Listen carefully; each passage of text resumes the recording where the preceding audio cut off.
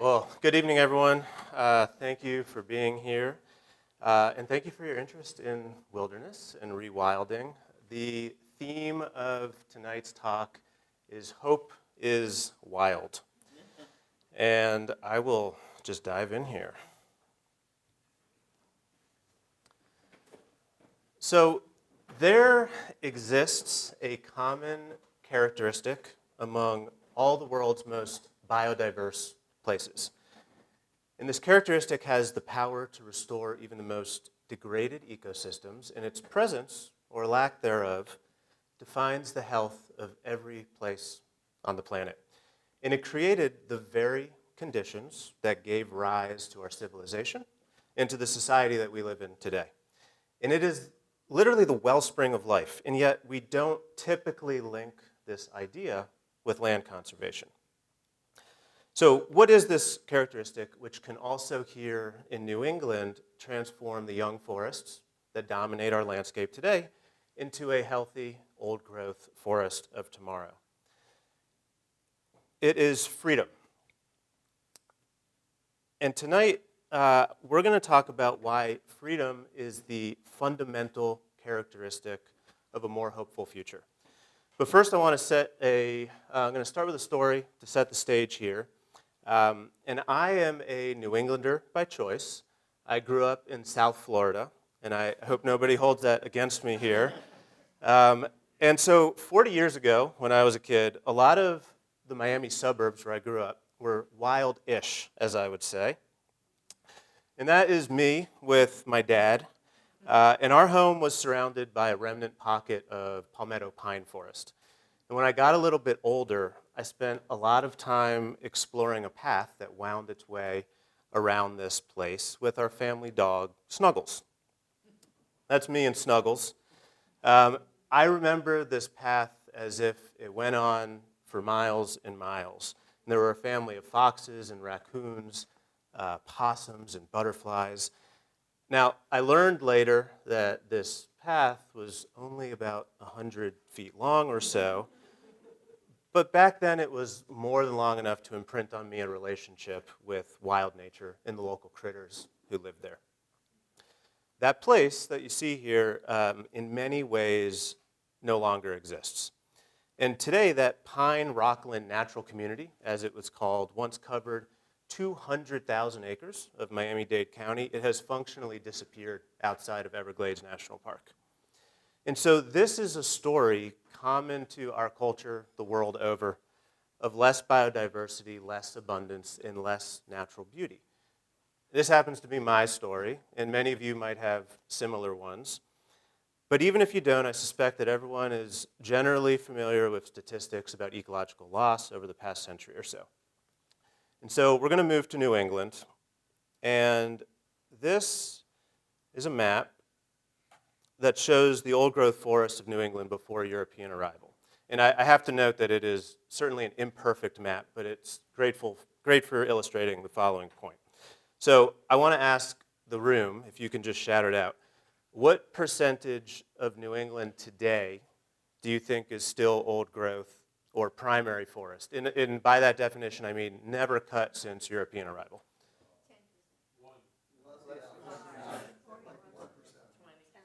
10%. Okay, I heard one that was accurate. The answer, as depicted on this map, is a mere fraction of 1%. Barely noticeable on this map. Each of those dots represents 25,000 acres. You can see the biggest ones are in the Adirondacks and a couple in northern Maine. And with those vanishing forests, also cougars and wolves were extirpated from the area. Dammed rivers block once plentiful salmon runs. And these are just a few examples of something that we all know, this prevailing pattern of less biodiversity, less natural beauty, and the loss of old forest. But it does not have to be that way. And I promise that tonight is not about doom and gloom. Despair doesn't solve problems, but hope, on the other hand, has a solid track record. And there is a proven and hopeful path forward that reverses ecological loss and that partners with nature rather than works against it. And that leads to more biodiversity, more abundance, and more natural beauty. And here in New England, it can lead to the return of old-growth forests. And that path is rewilding. So what is it? Rewilding restores ecosystems, not through control or manipulation, but trusting in nature's resilience and providing freedom, that vital characteristic, and empowering nature's proven ability to heal and recover, which is a process that's been honed over hundreds of millions of years. And importantly, rewilding is not about turning back the clock, but about reimagining our relationship with the community of life for everyone to thrive, both non-humans and humans. And rewilding can also be summed up into two powerful words, and that's wilderness recovery. So if rewilding is about the recovery of wilderness, what is wilderness? And I'll start to answer that through an example. So I want to visit together a special place in Maine for a couple minutes. A bit north of Bangor, there is a remnant tract of old-growth forest called Howland Research Forest, is what we call it now. And in 2007, this old-growth forest was at risk of being logged and lost completely. With a group of supporters, my organization, Northeast Wilderness Trust, stepped in and we purchased it, and it's protected now as forever wild.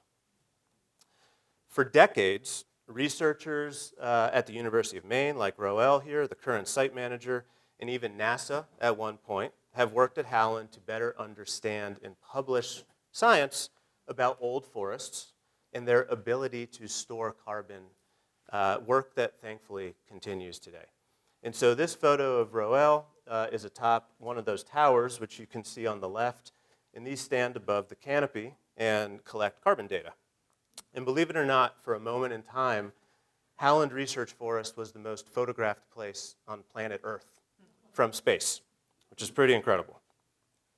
Now, there is not a thing that is ecologically exceptional about Howland Forest. It's what some might call a typical evergreen forest in northern New England. There's no rich soils, there's no rare species. It is flat as can be.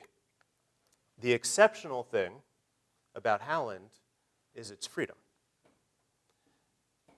This forest has been given the gift of freedom to grow old, complex, and beautiful. And for the past 20 years, it's also been legally protected as wilderness, guaranteeing that that freedom continues.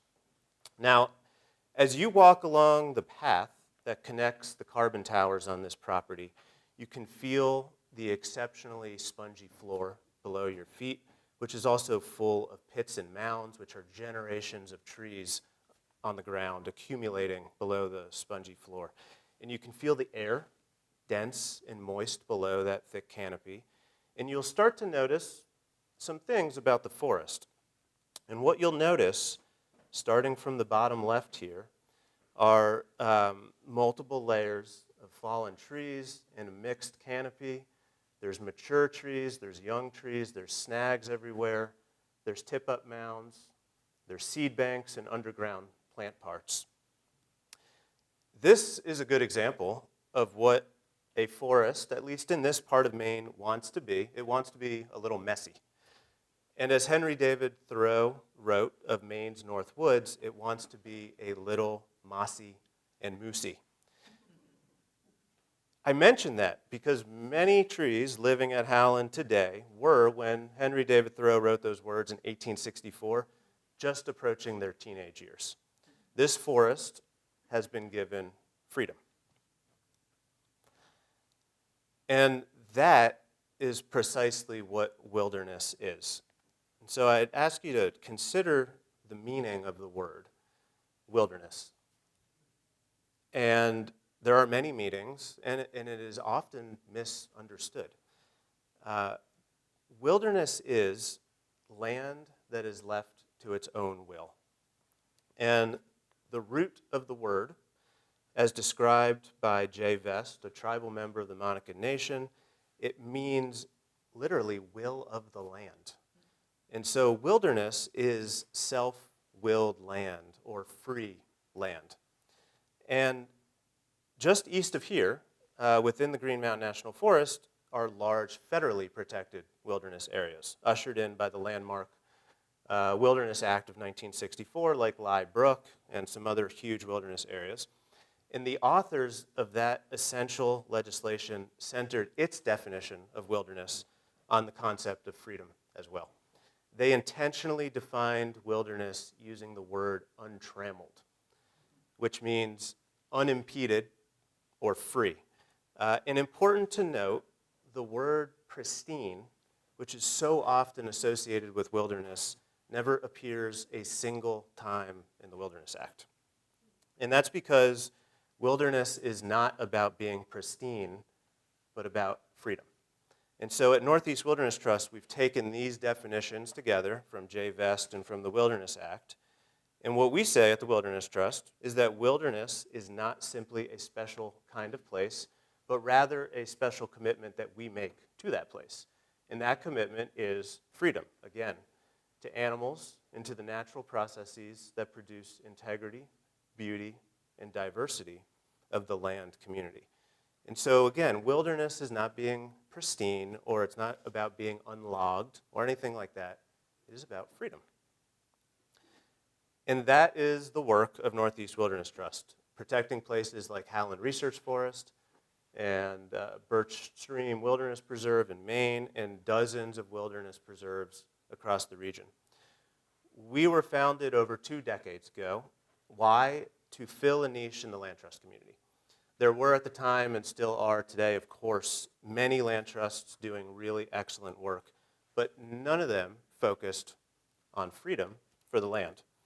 And since that small group of wilderness advocates came together to form NWT, or Northeast Wilderness Trust, 23 years ago, we have worked to do just that. We provide freedom to the land community, protecting forever wild places where nature calls the shots. And we use the tried and true tools of land trusts and apply them to expand wilderness protection across the Northeast through conservation easements, land ownership, and other permanent conservation agreements. We are the only land trust in the Northeast that's dedicated exclusively to rewilding this region by safeguarding wilderness areas and the wildways that connect them.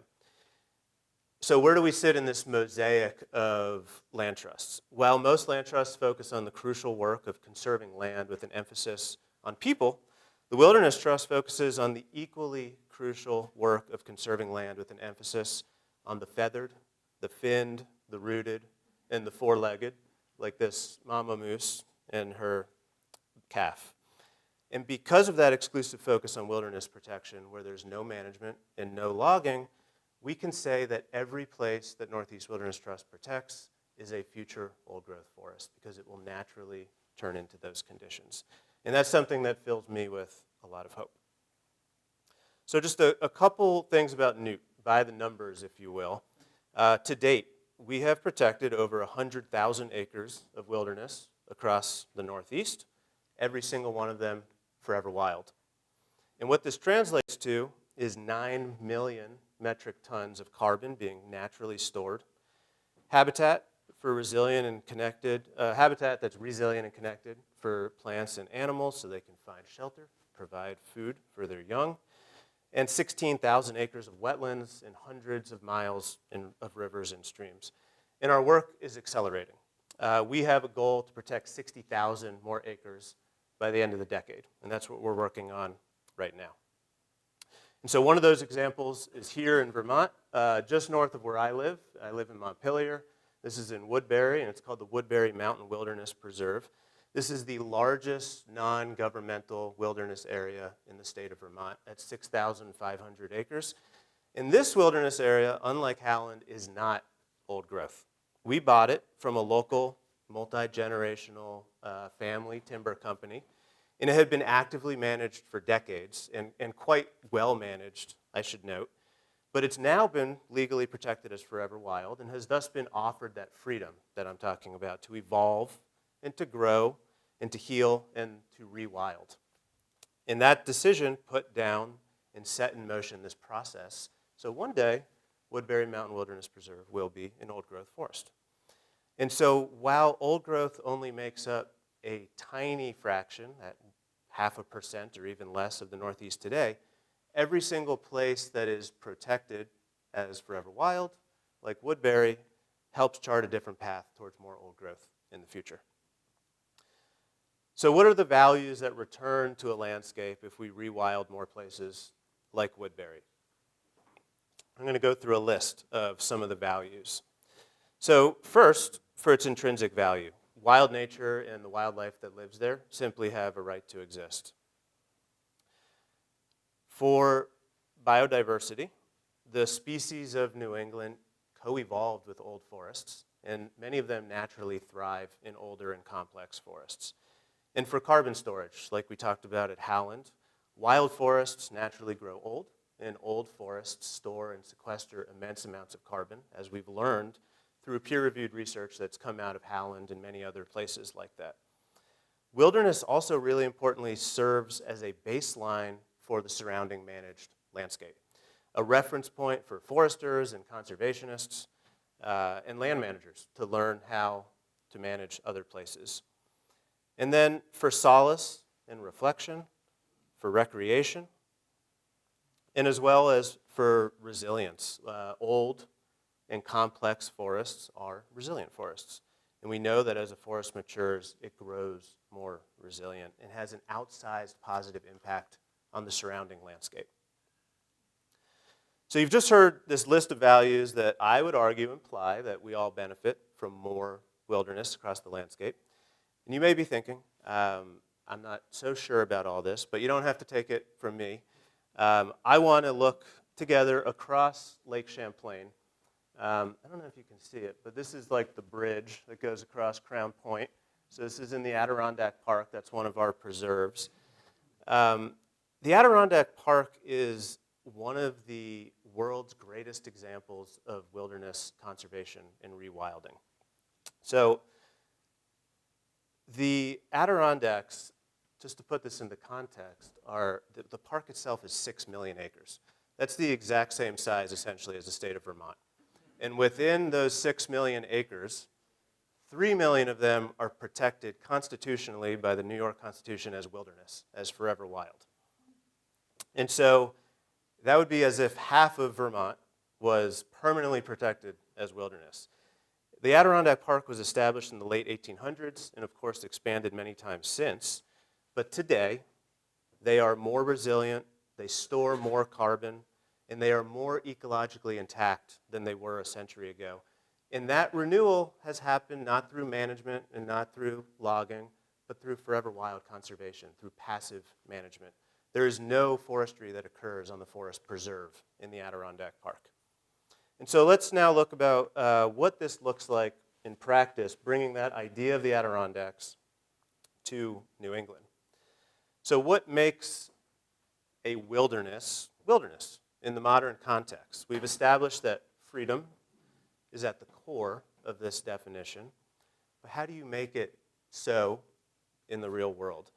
Land trusts, I would argue, are well suited to do this in New England, and I'll explain why.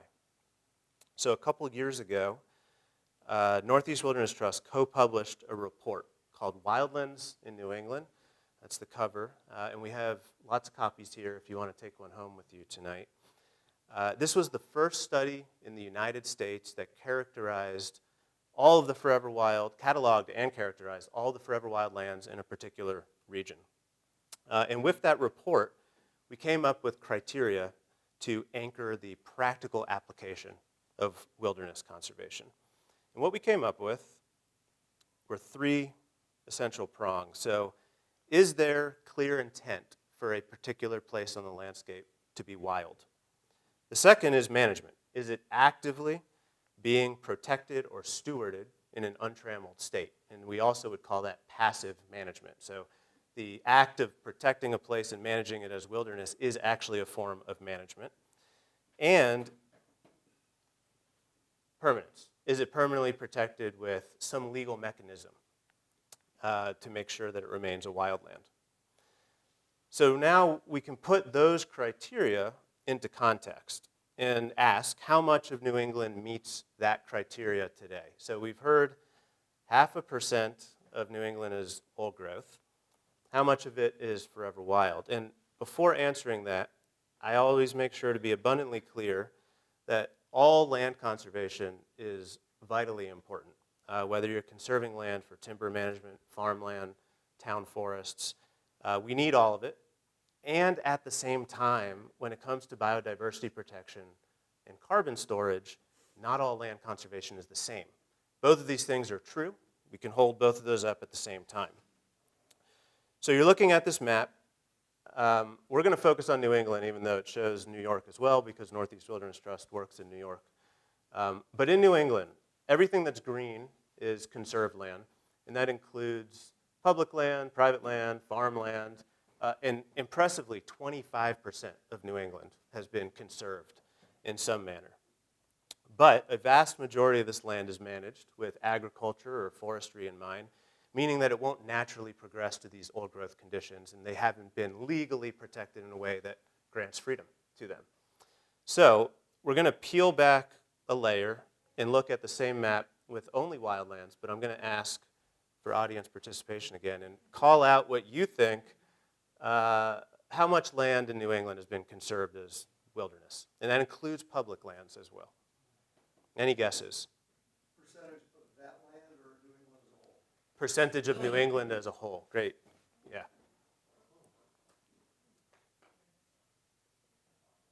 Just 5%. 5%? Any other guesses? 2%. 2, 3? All right. So keep that in your mind's eye, all that green. That is the amount of land that's been protected as forever wild, and it's about 3.3% of New England.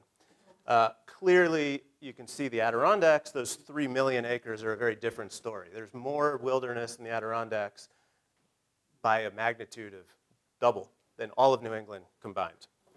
And so of that 3%, the public lands are somewhat obvious, but I'll point them out. You have the spine of the Green Mountains, right where we are, Green Mountain National Forest.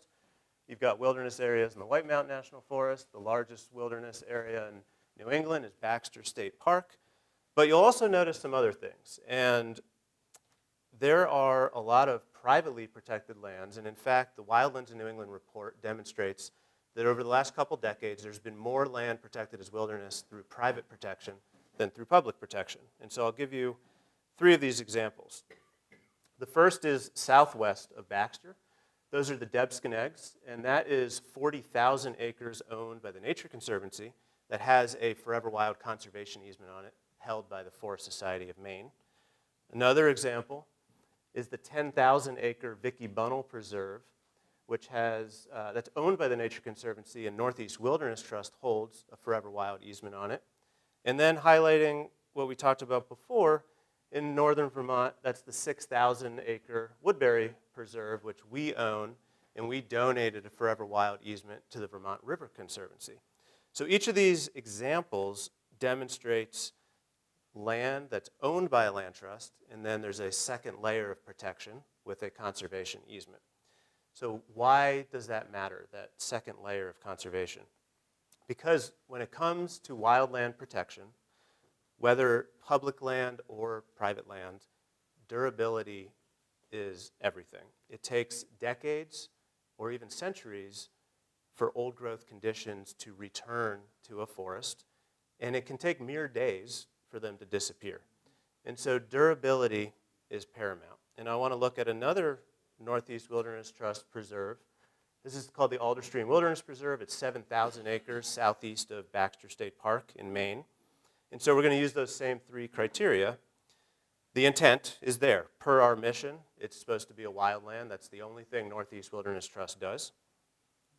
The management plan is as such. There's no active forestry and never will be, so the management is wild.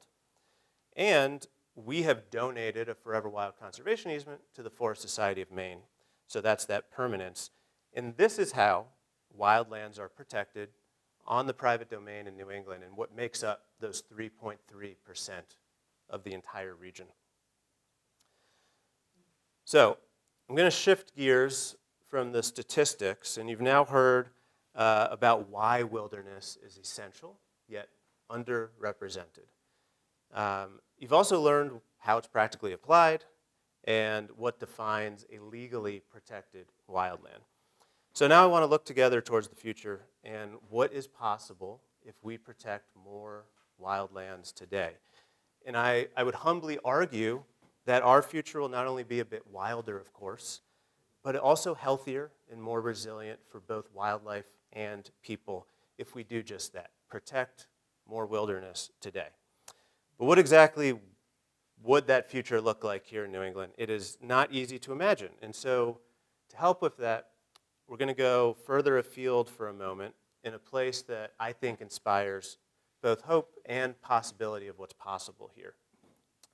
A few years ago, I had an opportunity to backpack across the Alaskan peninsula. And that's me wearing the goofy sun gear over my head over there. And it was through extraordinarily wild country. And on this trip, we saw caribou and Arctic fox and more than 100 grizzly bears. And I can say that with assurance because one of the people in our party counted every single one of them and kept a tally. Technically, they're coastal brown bears, but they are, I call them grizzly bears. This is one of them. And so we were camped on this bluff, and she was just walking by fishing. That was one of the ones that were further away. Many of them were way closer than that. And in between hiking on this trip, we paddled many rivers that were full of salmon, many of them being munched on by these bears. And so Alaska, as many of you probably know, is a land of abundance, and that's certainly true. And we think about Alaska as this bastion of biodiversity. But I'm here to tell you that New England of just a few hundred years ago was even more biologically rich and more ecologically abundant than Alaska. And importantly, it can be again. And so I went to Alaska with intention to experience what wildness feels like and what it looks like, and to act as a baseline for me in my work to understand what's missing from our home, what once was here in New England, and what I would argue what could be again. And so what do I mean when I say New England was more biologically rich than Alaska? Right here in New England, there were runs of salmon and shad and sturgeon and eel by the millions, surging up rivers in coastal Maine and elsewhere, feeding people and animals and the land itself. Caribou roamed the northern reaches of New England, and wolves and cougars hunted deer and moose and those fish. There were elk in southern New England, and all across this stretched vast ancient forests that defined the character of our region, not just the remnant pockets that exist today. And this seems like a distant past, right? Ecologically speaking, these scenes are not as distant as they seem. If we can shift our perspective to think on tree time or ecological time rather than our own human time scales. And so to scratch the surface of that idea, we're going to venture back to Howland Research Forest. I will admit that this is not a particularly beautiful tree. It doesn't look like much. This yellow birch growing quietly at Howland Research Forest is over 400 years old. And it has witnessed every single change of New England that I just mentioned in its single lifetime. And so let's really think about that for a moment. This one birch predates every conservation organization that exists. It predates our notion of forestry and best management practices. It predates the Wilderness Act and the creation of the Forest Service, and of course, the very founding of our country. And through it all, it simply has done what trees do, which is release oxygen and store carbon and shelter life and hold its place in the living fabric of this forest. And to me, that birch is a living reminder of the promise of wilderness. Wilderness can recover and old-growth forests can return, and the wild abundance that we still see in Alaska can return here as quickly, ecologically speaking, as it vanished. Nature is astonishingly resilient when given time to be free and to rewild, and our future could look wildly different from the present if we choose it to be so. So I invite you with me to close to imagine this wild and hopeful future of New England a century from now. That we have the opportunity, if we act today, to leave to future generations, like my adorable son in that photo, and your children and their children and all generations to come. And so first I want everyone to imagine this, that in this future state, an overwhelming majority of forests are conserved, including managed lands, importantly. But among them are millions more acres of wilderness in New England than exist today, storing immense amounts of carbon as a natural climate solution, helping stabilize the climate. And across those conserved forests, towering pines that stretch 125 feet into the sky, and century-old maples, and oaks, and hemlock, and beech are common sight, not the rare exceptions that they are today. And each spring in this old forest, the canopy is graced by the melodies of countless beautiful warblers who have all found their niche in the complexity of this rewilded landscape. And likewise, marten and fisher find ample habitat in the resurgence of those complex forests that are full of snags and tip-ups, which they need to thrive. Many dams have come down, and schools of salmon and shad and sturgeon once again fill free-flowing rivers, feeding wildlife, people, and the land again. And importantly, cougars and wolves, those are baby cougars, our region's missing carnivores have been welcomed home, keeping prey in check, but also helping us learn the important lesson of coexistence.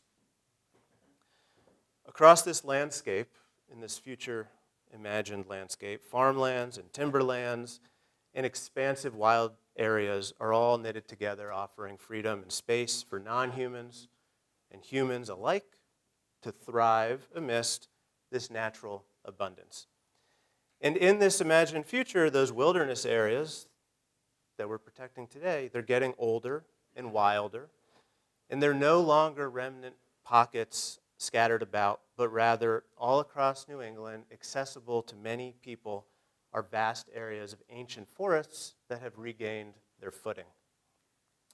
So this future is within reach, not only to imagine, but to also make. A hopeful future of more biodiversity, more abundance, and more natural beauty, and more old growth here in New England is achievable. We know how to do it by protecting wilderness right now, rewilding the landscape, and providing freedom to our wild neighbors and the whole community of life. So I conclude by saying, let's begin. Each of us, in our own way, to help make this future real. The next century of New England's wild story begins with what we choose to do today, right now. Thank you so much.